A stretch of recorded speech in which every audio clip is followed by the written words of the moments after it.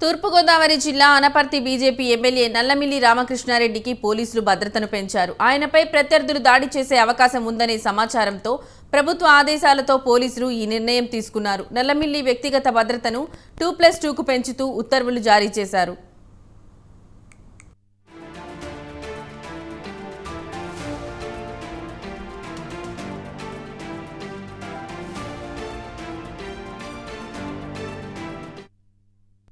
Assembly ఎన్నికల్లో కూటమి తరపున అనపర్తి నుంచి ఎమ్మెల్యే అభ్యర్థిగా పోటీ చేసి గెలిచారు నల్లమిల్లి.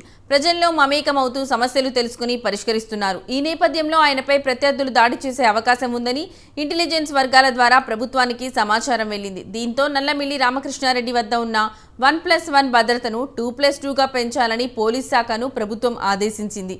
ఈ మేరకు నల్లమిల్లికి సెక్యూరిటీని పెంచారు.